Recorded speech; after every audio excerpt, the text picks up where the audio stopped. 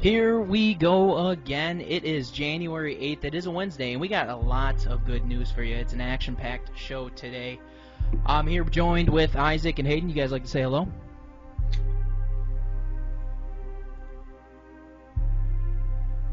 Is anyone alive here? I apologize for that, Pete. I apologize there. I was thinking in regards to the next topic here. I'm excited about round two, that's for sure. I hope you all are too.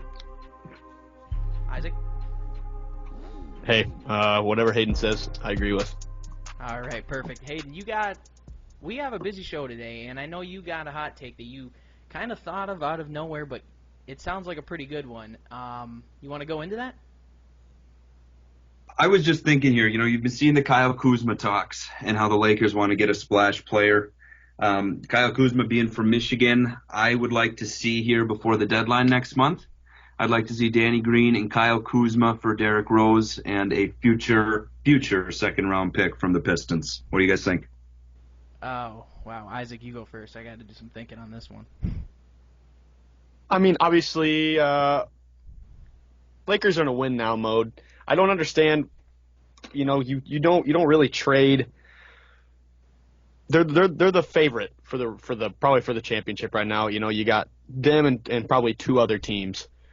I don't see the need on why you would need to get rid of Kuzma and Green, especially from an outside perimeter shooting. I can see it.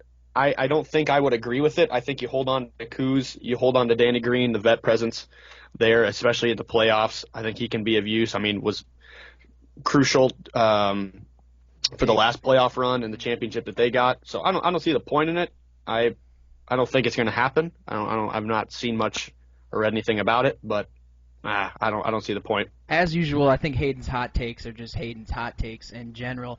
And Hayden, I got to say I like this one a lot. I'm a big Derrick Rose fan, as much as any kid growing up that paid attention to basketball around our age.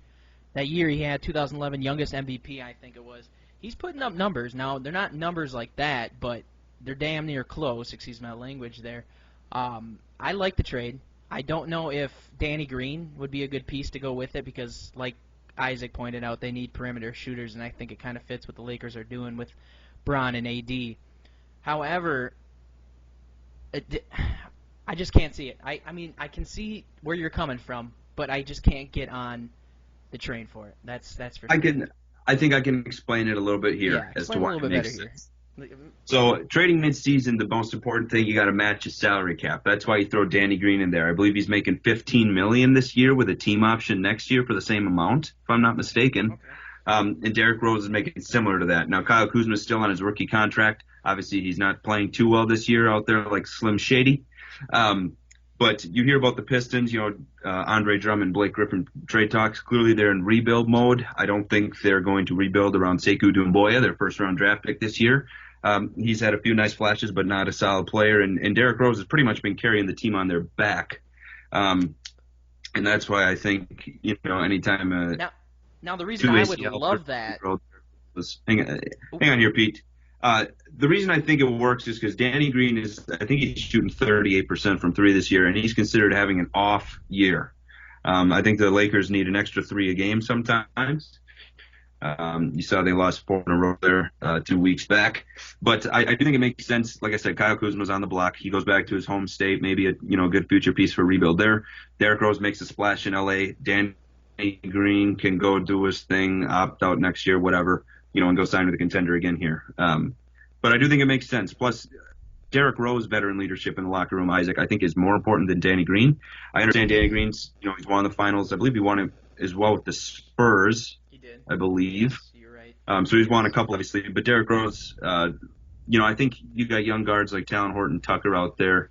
I think it's better you got a guy like Derrick Rose in that locker room who may not have the championship experience, but certainly the level of NBA play that is expected, and what he's gone through is more, far more adversity than about any other player in the league here. And I think that could help the Lakers. But all in all, I just think it's a good fit for both sides. You get off the salary, you can let Danny walk next year for the Pistons. You make a couple other trades, you rebuild, which I think that, they have to do here. And then the Lakers get a splash piece in Derrick Rose, who's really been playing well these last couple of years. And they get away from Kuzma before they have to pay him a lot of money for really not producing. Hypothetically here, what happens AD's gonna opt out. The Lakers are gonna have the opportunity to offer him the Supermax, which is the $200+ million contract. Let's say for some reason he doesn't take that contract with the Lakers. LeBron, towards the end of his career, we don't know how much time he's left. He could play 5 years. He can maybe play 2 more. The injury bug stays away. He can still play dominant, but he's very obviously at the end of his prime. So let's say that happens, and then you trade away a young player in Kuzma.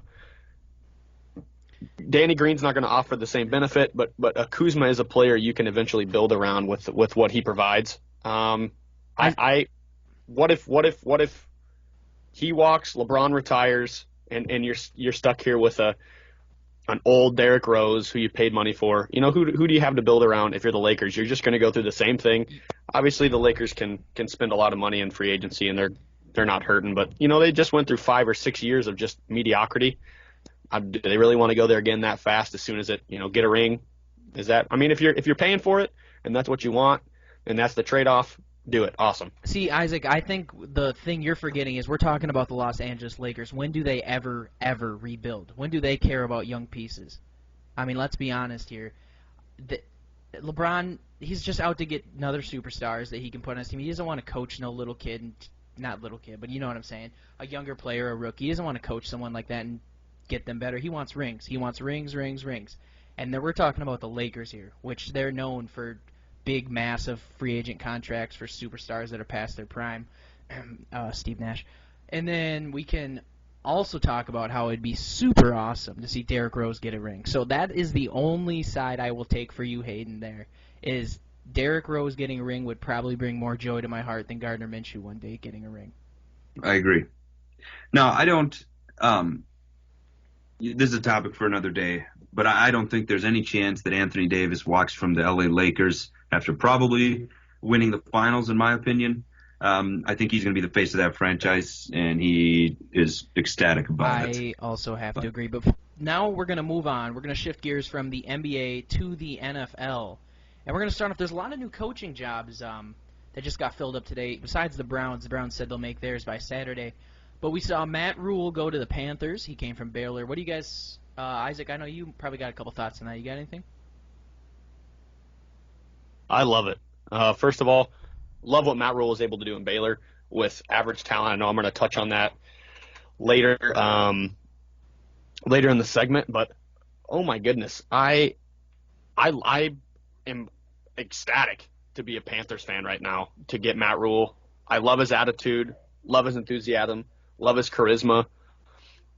He was able to I brought up his recruiting statistics over the course of the last 5 years in the Big 12, and he was ranked 55th, 35th, 29th, and 45th, and was able to compete in the Big 12, excuse me, and gave Oklahoma all they could handle, when no other team has. I think he's going to be a great fit offensively and defensively. I think he brings a lot to the table. I'm excited to see what he does with CMC, obviously.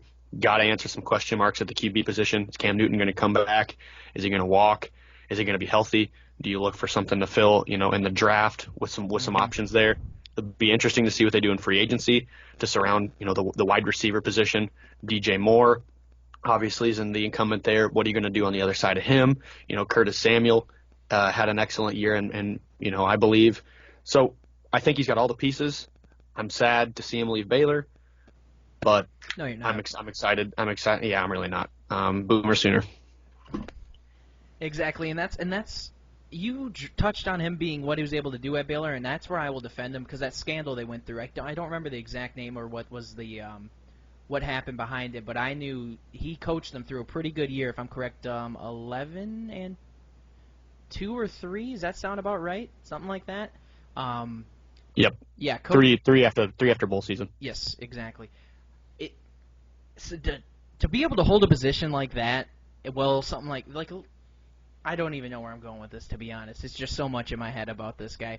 I just don't get the money. I think they gave him a little bit too much money for someone who's a 7 years, $60 million, with a chance of $70 million. Yeah, I thought the same thing. That's up there. A 500 coach throughout Baylor. I think one below 500. And now that's not. I'm not ripping on him or anything, because he could.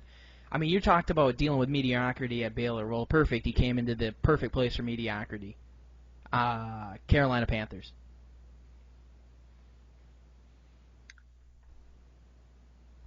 Moving on next. This one's the most interesting one here. The New York Giants. Joe Judge. Now ex-Patriots wide receiver coach. What do you got to say, Hayden? I didn't, you read the name, you've never even heard of this guy. No. The Patriots wide receivers don't do much. They run 8-yard passes and catch them over the middle. But I don't know. The New York Giants, they went from Coughlin. Did they go straight to Ben McAdoo? Yep. And now they Shurmur. What's his Pat Shurmur. No. Yeah, Patrick Shurmur. They just, it's New York. You'd expect them to get a little something. And what's Joe Judge, is it? Joe Judge it is, yes. Joe Judge, the wide receiver coach of a team who's not necessarily known for their wide receivers. Granted, he was under Bill Belichick. I understand that, and I think that has a lot to do with it. But I don't like it at all. Frankly, I would have liked to see Marvin Lewis out there before this guy. Even Jason Garrett. No, I think this is a much better pick than Jason Garrett. I mean, as Isaac, just Jason Garrett is just clapping and slapping butts. I mean, he's giving you 8-8 with a roster like the Cowboys. I mean, come on. I could hopefully lead them to 10-6. I did read that they requested to interview him for the offensive coordinator position. I did see that as well. I think Joe Judge is more biggest hot take of the night right there. That was hot take Hayden. That was hot take Hayden right there in a nutshell. I think it's just a culture change thing. I think that's really what they're trying to do, is trying to bring someone under Belichick who had that, that Belichick, what do you call it, determination. I hope that's what – I mean, it hasn't worked out with the Lions and Patricia, but who says that Joe Judge can't do any better, I guess. Now, this one's a little old, this next name we're moving on to, but Ron Rivera, this happened a few days ago, if I'm correct, to the Redskins. Isaac? Again, I like this one. I like what he was able to do in Carolina as well. I think the NFL is such a league. You can have success. I think the prime example is your homeboy that was over there in Jacksonville that they just recently fired. I think he was successful for the Giants. I mean, he would have 2 years of absolute mediocrity. Third year would lead him to the Super Bowl. He's on the high horse, Coughlin, and then 2 seasons ready, they're ready to let him go again after that. So I think the NFL is such a cutthroat league. You have a 1 year to do stuff. I liked what he was able to do in Carolina. I think the injury bug bit him a little bit. I think his quarterback bit him a little bit with him having so many up and down seasons. Newton being bit by the injury bug. Absolutely a quarterback in a linebacker's body, but sometimes just very much a head scratcher in what he was able to accomplish, especially in the Super Bowl. When he played against the Broncos, just didn't show up, and sometimes he just doesn't seem like he gets off the bus. So I think not as much to blame on Rivera there. I think he put players in the position to be successful. Play calling was a little bit a head scratching at some time, but I like it. I think he's going to succeed in Washington. A very, very un-Washington-like pick, I think. I agree. Snyder's made awful pick after pick as a general manager. I thought, as long as he's going to be there, you're looking at a division that's going to be decided by the Cowboys, Eagles, and possibly Giants, depending on how this new hire goes, for the next 5 to 6 years.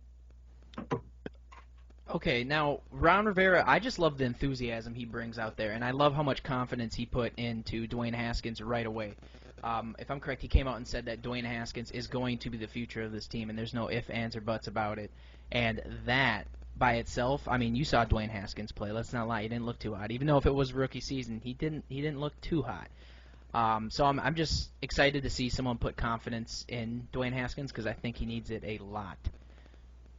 All right, moving on next, we have a little segment for you guys that I think is going to be pretty fun. It's our personal favorite moment of the 2010. Now, we each have a couple, and we'll get later into the show our personal worst moment / call of the 2010s.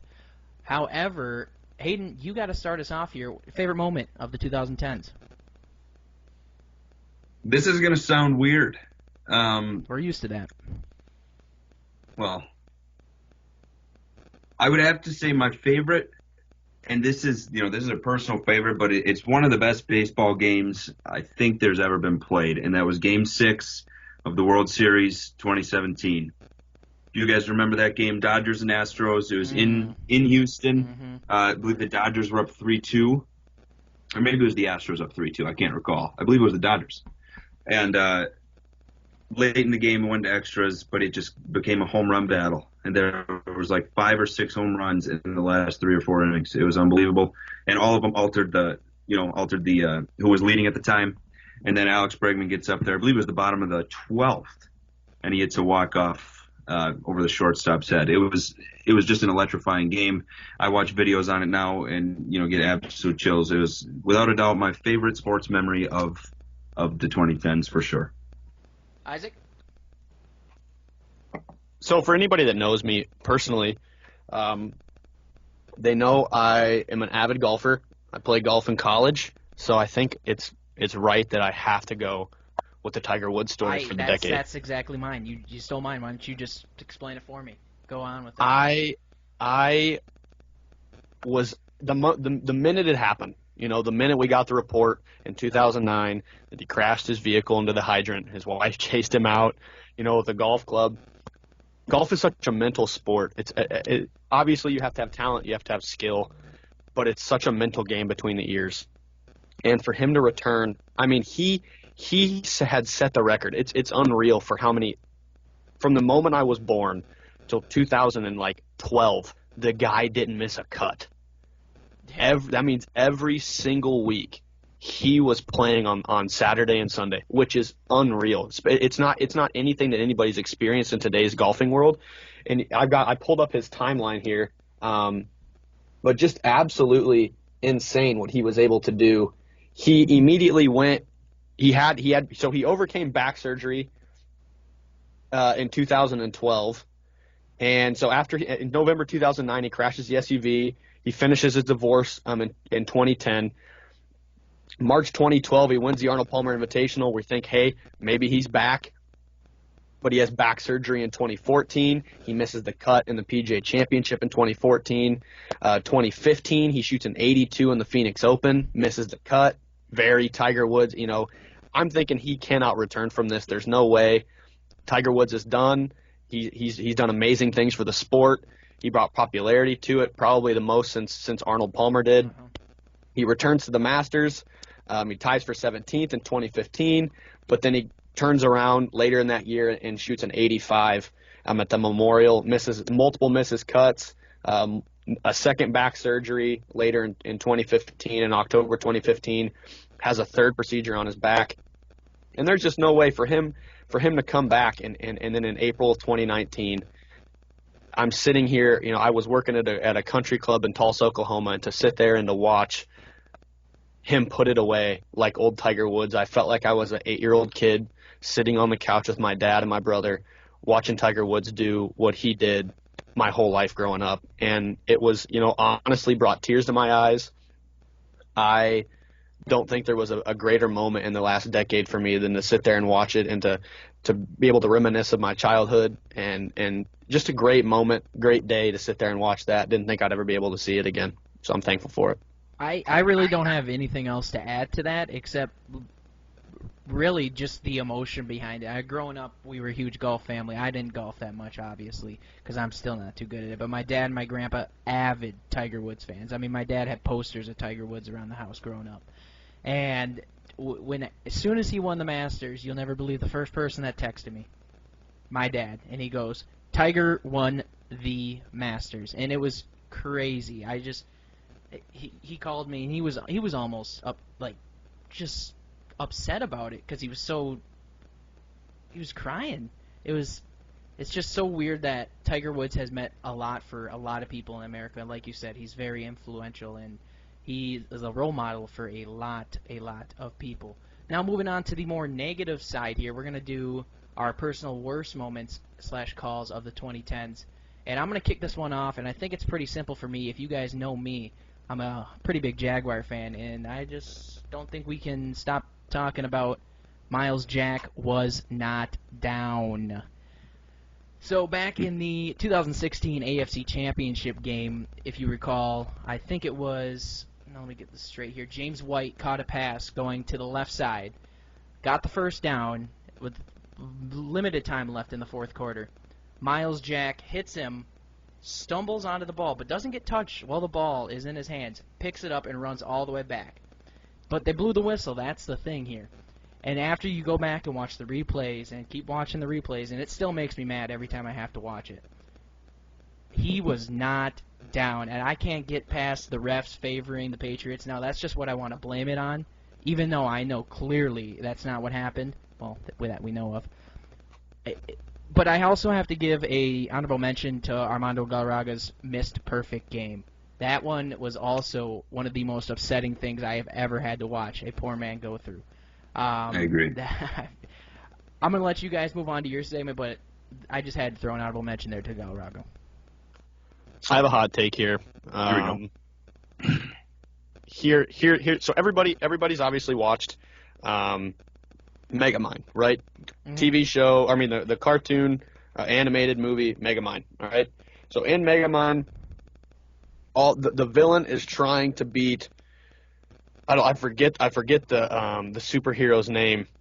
Metro Man, I think, or something like that. So he's trying to defeat him. It's impossible. And finally, one day he captures the girl. Mega Man, or not Mega Man, Metro Man, I believe his name is, comes flying in. He sets the trap for him, and finally it seems like he gets him.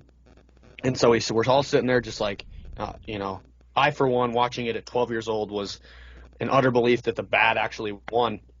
But then you come in later in the movie, you walk in, Metro Man's still alive. Plot twist of the century. All he wanted to do was get away from the limelight and do his own thing, specifically music. Now I'm going to make a point here because I think you're seeing the same thing happen. One of the craziest stories in the NFL in the last decade was the absolute circus that was Antonio Brown.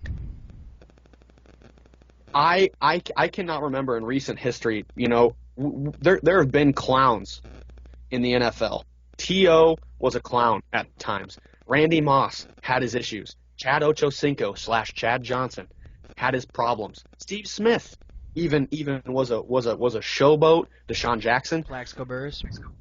Exactly, shoots himself in the foot. So we've seen this in the NFL, but I have not seen anybody self-destruct faster than Antonio Brown. And he divided the locker room in Pittsburgh, wants out of Pittsburgh, gets out of Pittsburgh, and what does he do next? He's happy, he's excited where he wants to be, and then the foot issue hits. Let's put some socks on Antonio Brown. Let's not get the frostbite. Let's not be an idiot. Quit complaining about your helmet. Comes out there, makes a fool out of himself, and then wants out of the place he wanted to go to begin with. And then goes to the Patriots.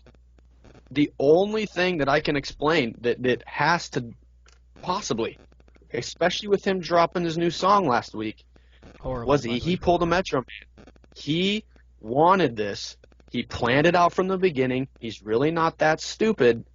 He just wanted to leave the NFL so that he could go home alone, be with his girls, sit in his mansion, fight Logan Paul on Twitter, or Jake Paul, or whoever he's wanting to fight now, and make his music. And I'm okay with that. Keep him out of the NFL. But that's the only explanation I have, is drawing the line between those two. Because the story that he put on in the NFL this year was, I know it's recency bias, but holy cow. You couldn't have told me that was going to happen. And I would have never guessed. I have to agree with you. The way he acted was, he's got to see someone. There's got to be something else going on. I don't know if he was just trying to get out of the limelight, because it seems like he's staying in it. But anyways, Hayden, you got your most miserable call of the decade. Why don't you go with it? Definitely the Hail Mary 2012 in Seattle as a Packers fan. That's a good one. Obviously, it wasn't too huge a game.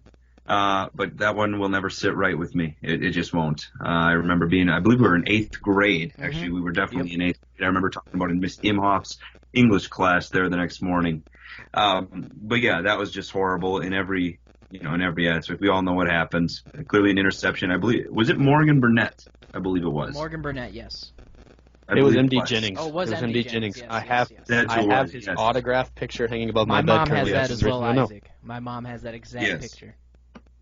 Clearly intercepts the ball, and I believe I can't remember who the receiver was there, but kind of a 50-50 ball that was more like an 80-20 ball, and they go ahead and they gave the Seahawks the dub there as time expired. So that was just heartbreaking as a Packers fan.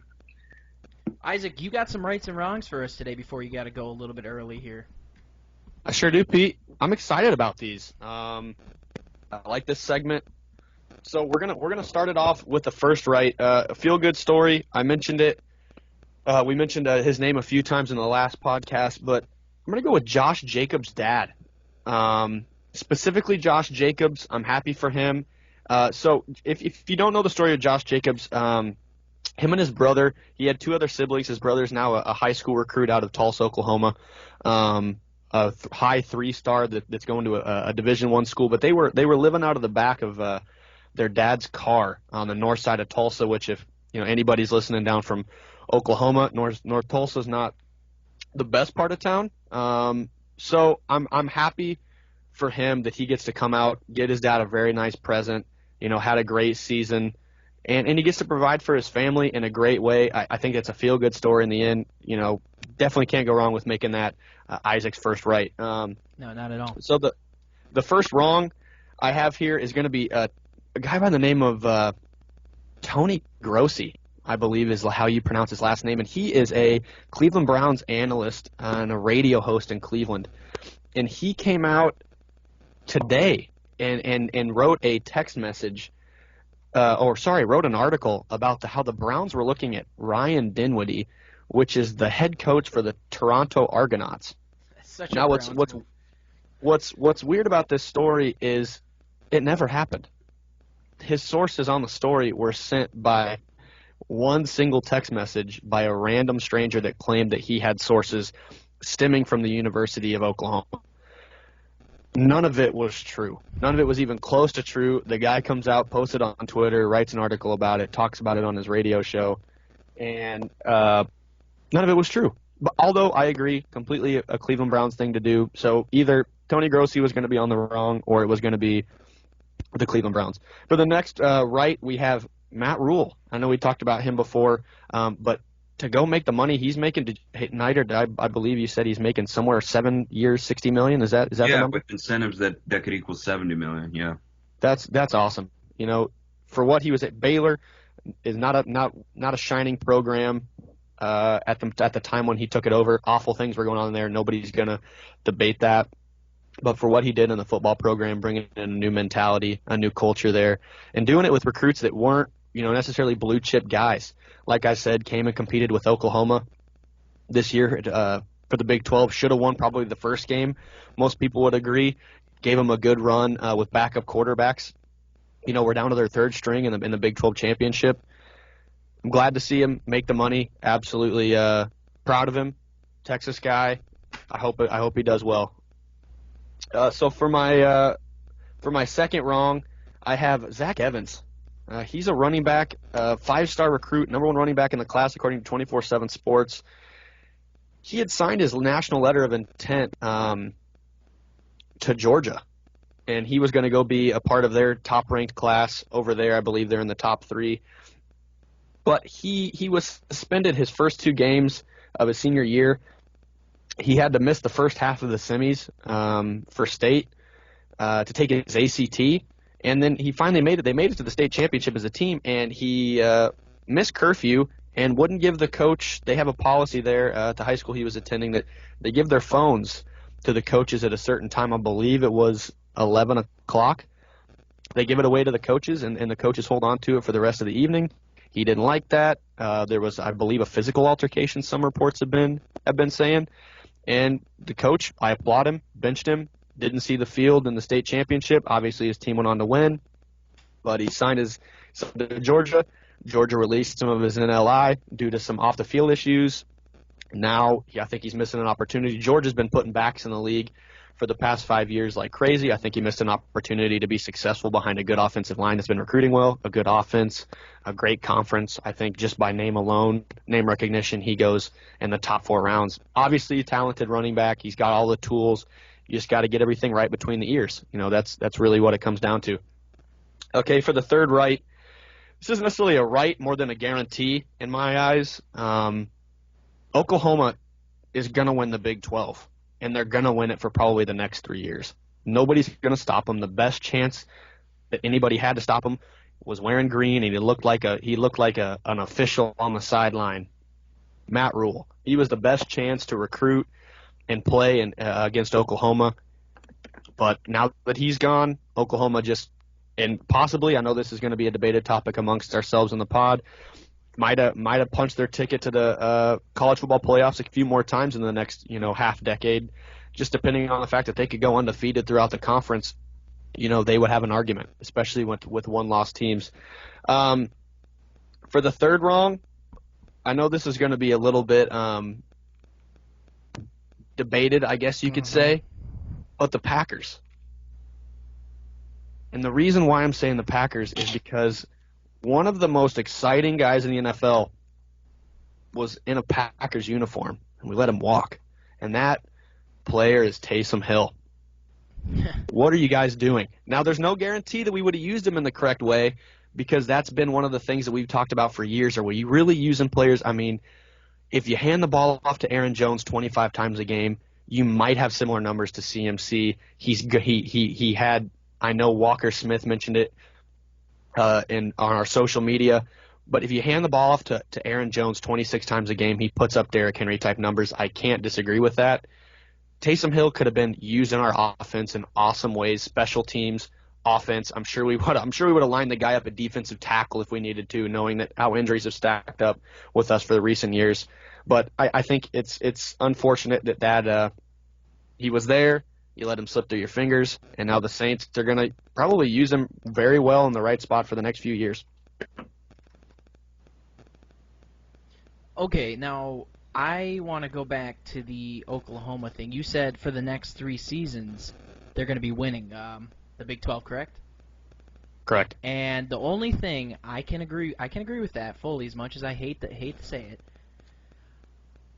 What if you lose Lincoln Riley? Do you think there's a chance he leaves within the next? 3 years is a long time, and Lincoln Riley seems to be a big part of what they're doing right now. Me and Hayden discussed this, I believe, last week, talking about the possibility of the departure of Lincoln Riley, him being the betting favorite to take the Dallas Cowboys job. Lincoln Riley loves recruiting. He loves the recruiting aspect. I read a report out of I think his name's Eddie Radosevich out of Oklahoma. He's a reporter for them.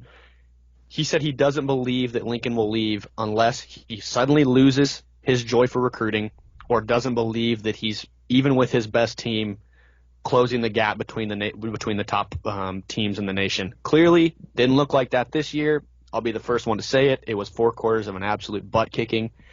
But I don't see him go, first of all, because he's making phenomenal money. He's making head coaching money, $32 million. Mm-hmm.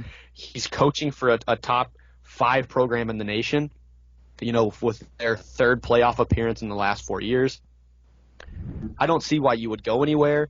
He's a great mind in the offensive game. I think he's got a great quarterback coming in for the next 3 years as a redshirt freshman named Spencer Rattler. I don't think you go anywhere. I think you see his development. I could see something happening maybe when Spencer Rattler leaves to go to the NFL after he spends time with him for a few years. If he doesn't get a quarterback coming after that, they recently lost a 5-star quarterback, Brock Vandegrift, for the 2021 class. So there was already some questions on if he maybe told him, hey, I'm going to go ahead and move on to the next level. Look around, look at Clemson, look at Georgia, stuff like that. I don't see why he would leave. I'm not going to rule it out of the question, because I would have predicted this season that Matt Rule is going to go ahead and stay at Baylor. Lo and behold, he's now the head coach of the Carolina Panthers. So never say never. I'm crossing my fingers that he doesn't, but who knows? It could happen. Yeah, and that's really the thing. That's the only thing stopping OU. Let me get that straight. That is the only thing stopping OU. Texas not going anywhere. Oklahoma State not going anywhere. Baylor's going to go back down under unless they make a good hire. Kansas State's going to stay average. Iowa State's going to stay average. Although I love Matt Campbell. Look at him maybe going to maybe a leapfrog position going to the Big Ten, maybe the SEC, or maybe even look at him going to the NFL. But nobody's going to touch OU. I agree. And Isaac, before you go, because I know you got to head out a little early, I want to touch on this next segment. Me and Hayden will talk about a little bit more. But Super Bowl matchup you want the most? Give us a little insight of what you really want to look at when it comes to Super Bowl matchups. What would be most intriguing to you? As a Packers fan, I think I would be wrong to say any team but the Packers. Mm-hmm. So from a pure bias standpoint, I would love to see the Packers and love to see the Chiefs because everybody wants to see the State Farm commercials. They're friends in the State Farm commercials teaming up against the agent. Let's see them on the field teaming, fighting against each other. I would love to see the offensive firepower. I think we would struggle to cover Hill out of the on the sideline and out of the backfield. I think they've got a two-headed monster running game that is getting hot as of late with Damian Williams and LaShawn McCoy. I would like to see it. I think we would come out on top with the way our rushing ends have been playing. I think we would get to Mahomes and make him uncomfortable. Realistically, I would probably, let's say, the Packers and Ravens. I think the Packers, whether there's an upset with the Vikings over the 49ers, I think I like the Packers going in to San Francisco if it indeed happens. I like them getting the upset and moving on to the Super Bowl. I'm scared of the matchup against Lamar Jackson provides. I think he's had an exceptional year. I think he has great weapons. I think we struggle to cover the tight ends. And Mark Andrews and Neidert mentioned it last podcast. Boyle had a great season. I think we struggle to cover their tight ends. And they use them well in the middle of the field. Marquise Brown can stretch the field. Mark Ingram's a fantastic running back. They have a good defense. I think they don't have a weakness in their game. And the best kicker, I know Neidert would want me to touch on that, best kicker in the game, maybe in the history of the game, if we want to go that far. It's Josh Lambo, but yeah. Yeah, everything against Josh Lambo. Justin Tucker is sensational. Just the GOAT. And so I would be scared to play the Ravens. I think if I had to put a prediction on it that the Ravens and Packers can't, I would say let's go Ravens 27, Packers 17. I think there's a 10-point deficit there. If they play the Ravens, I like them over the Chiefs. Let's hope something happens. Fingers crossed. But I'm excited to sit back and watch some playoff football. I know you guys are too. Nothing beats it. I think it's, maybe outside of March Madness, some of the most exciting, sporting event to sit back and watch. Yeah, I have to agree with you. I'll touch more on the Ravens Packers, and we'll give Hayden his chance to tell us his favorite Super Bowl matchup. But Isaac, thanks for joining us tonight. I'm saying a little too much, but January 8th, it is a Wednesday. It is cold up here in Wisconsin, and it is warm where I am down here in Alabama at a nice 50 degrees. Hope everyone's staying warm. Isaac, you'd like to say goodbyes? Yeah, absolutely. Again, good talking with you guys. I enjoyed the topics. Look forward to next week. You guys have a great rest of the pod. We sure will. And speaking of having a great rest of the pod, Hayden, tell us, what do you want to see in the Super Bowl? What I want is, it's the exact same there. Just being a Packer fan, you almost have to. But I tell you, I'm more excited about the AFC Championship between Kansas City and Baltimore. I think that might be the most exciting game. Hopefully it happens. There's certainly the Chiefs and the Ravens are favorites here in their divisional rounds. But that's going to be a fun game to watch. Aside from the Super Bowl, I just want to see the Packers in there. I just want something to root for here as a Packers fan. But the last team I'd want to see for the NFC is the San Francisco 49ers. I don't think, I think the Ravens, I do think the Ravens will make it here in the AFC. And I don't think San Fran is good enough offensively. I think it would kind of be a Ravens offense against the San Fran defense kind of game. And I think eventually Ravens offense would take it here. But my prediction, I do think, I do think the Packers make it there, and I do think the Ravens are there. I think it's a little closer though. I think the Ravens win. I'm gonna say 33-30. That's gonna be my prediction here. I think it's kind of going to be a bit of a shootout. I think Aaron Rodgers is going to show up here knowing his time's running slim. And obviously, the Ravens are going to put points on the board. So that's my prediction here, a shootout in the Super Bowl between Green Bay and the Ravens. It'll be a fun one to watch. Now, to all our listeners, this is going to be probably one of the only times this will ever happen on this podcast. I think we're all in agreement here. I want to see Ravens at Packers, and that's what I think it will end up being as well. I don't see anyone beating the Packers on the NFC side. Too little experience, I think, for the 49ers. I think they come back in a year or two, they'll be primed for Super Bowl success. And then besides that, you don't really see any much. Seattle, they got too many holes, injuries, etc. And then you look at the Minnesota Vikings, who I'm not even blinking an eye at. I'm not even worried about them. I have no problem with the Packers' playoff plans to beat them if it ever comes to it. And on the AFC side, what you touched on, the Chiefs and the Ravens. That's going to be a game I cannot wait to watch if it happens. And please let it happen. Don't want the Texans or the Titans winning. So if I had to give you a score prediction for Ravens-Packers, I think the Ravens also pull away with the win. I think it'll be somewhere around 30 to, let's say 27. I think Aaron Rodgers will get his chance to do Aaron Rodgers things in the fourth quarter, but that Ravens defense will end up stuffing him up. And Lamar Jackson is the way their offense is ran, it's too new school for the Packers. And we're making a transition, trying to go from the old school style play to the new school. And I think Lamar Jackson will be too much for our linebackers to keep control of. He's an athletic talent that I haven't seen since, dare I say, Michael Vick at the quarterback position. Absolutely.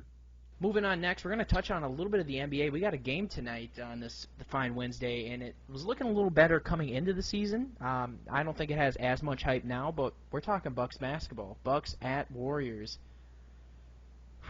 I mean, what happened to the Warriors? How good did this game look on the schedule when you saw the schedule come out and you're like, ooh, primetime game, ESPN, 10 p.m. This one's got to be a good one.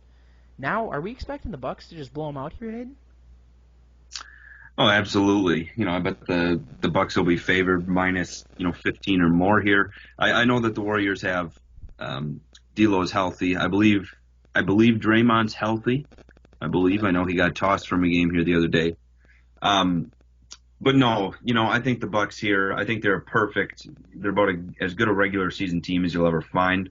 We'll see what happens here come playoffs, as I'm sure they will be the 1 seed unless something drastic happens. And about the only thing that could do that, is a big injury to Giannis here. Yeah, knock on wood here. But the Warriors, yeah, you're exactly right here, losing Steph and Clay.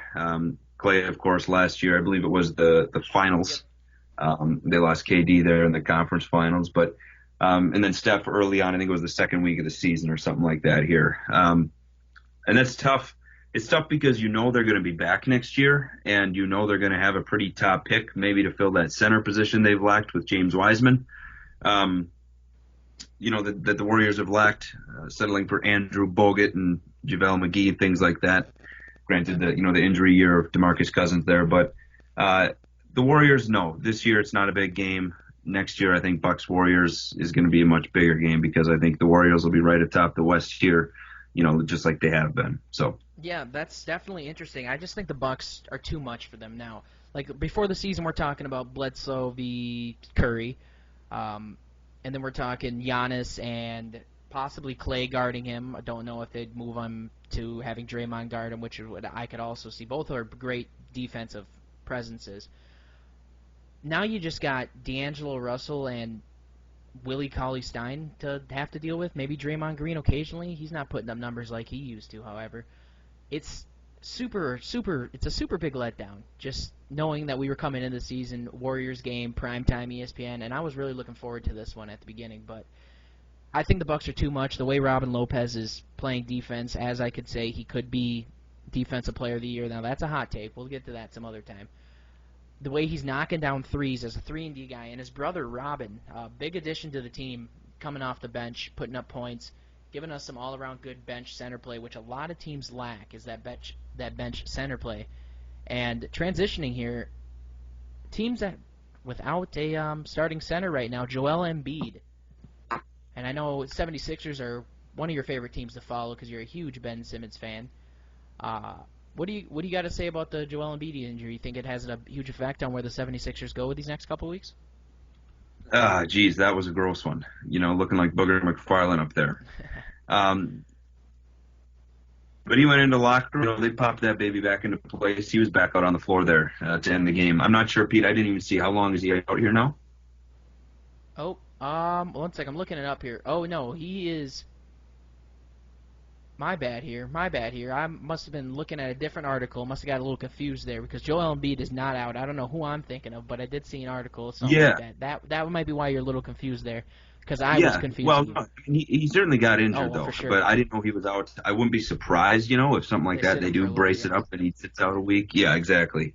But certainly worth mentioning. I mean, his finger was completely twisted Yeah, out it of was so gross. the absolute, opposite direction there. That was disgusting. Yeah, he made it back out on the floor. I can't remember, how he did here once he got back out there, but I think he didn't look shy out there. Either way, disgusting though, and dislocations always look worse than they are. I guess that's a good thing. See, I guess where I could take Certainly this. more of a football injury though than a basketball injury. Definitely more of a football injury than a basketball injury. I mean, we've all had jammed fingers out there on the court, but that doesn't look like a jammed finger to me.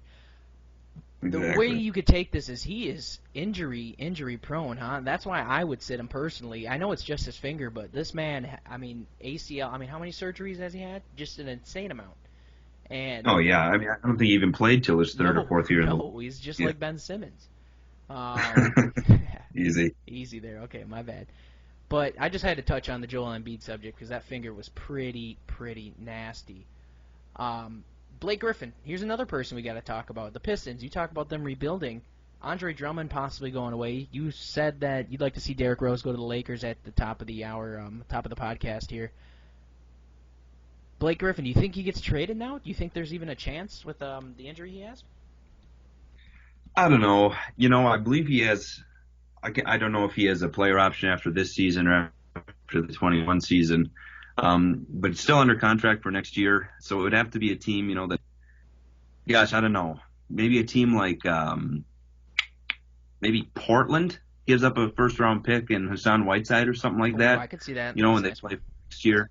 But other than that, you're not going to get much for. I believe he's 32, going on 33 here. You're not going to get much for Blake Griffin at the trade deadline. There's not many teams.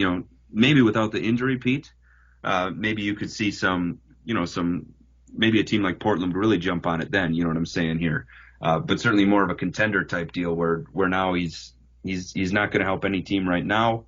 So you got to really think if Blake Griffin is worth that much money for his last year of his deal. I believe he's making upwards of $35 million as well. I think the simple answer is no. I agree here. I do think the Pistons would be better off buying, trading him for something small.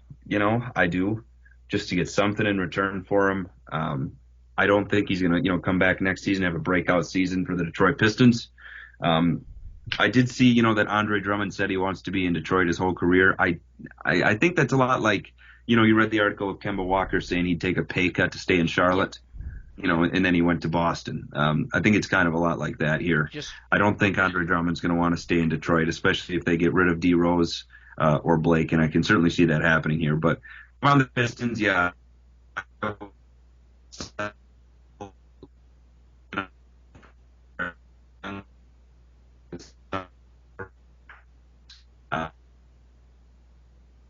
Hayden. Alrighty here. So that's definitely an interesting point you brought up there, Hayden, with the Blake Griffin thing and the court. But you know what I'm saying here, and I'm sure you agree. I don't think Blake Griffin is worth much at this point in his career. He had a great season last year, but they would have been better off trading him this past season. I do agree. I think that's the move they should have done. Sorry, you were cutting out a little bit there, so it was a little hard to hear you.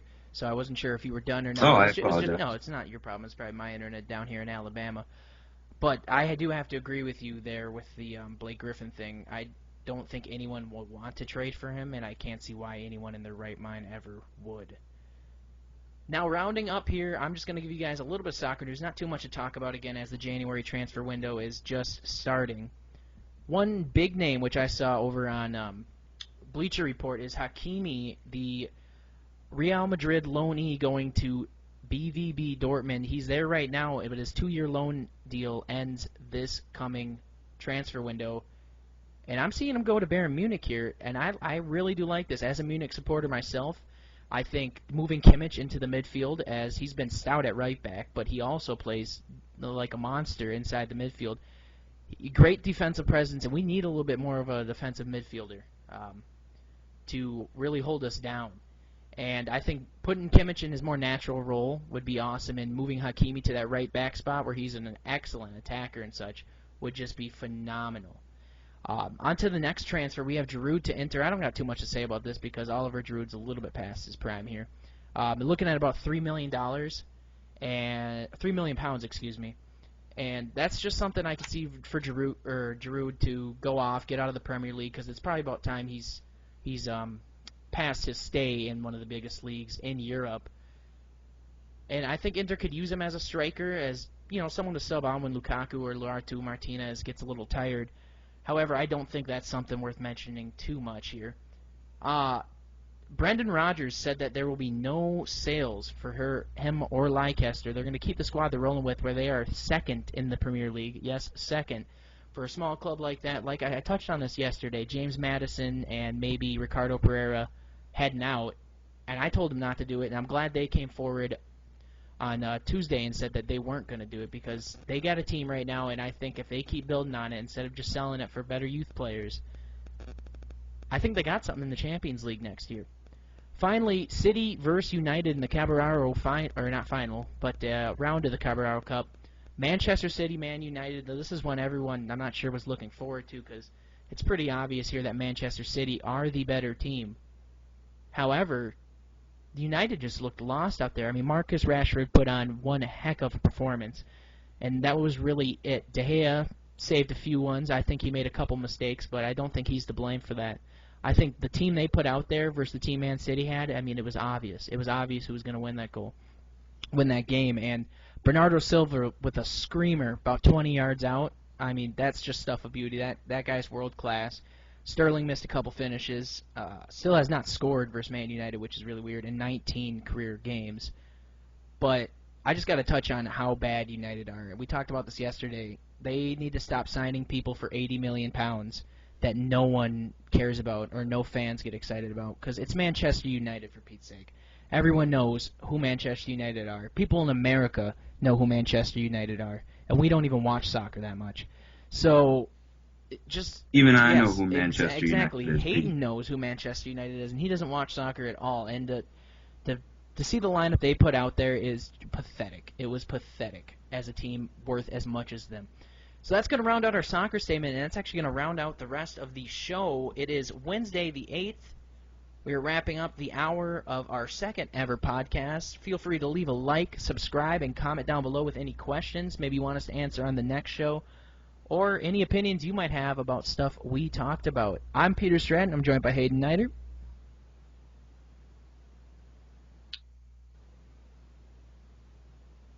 We're going to get...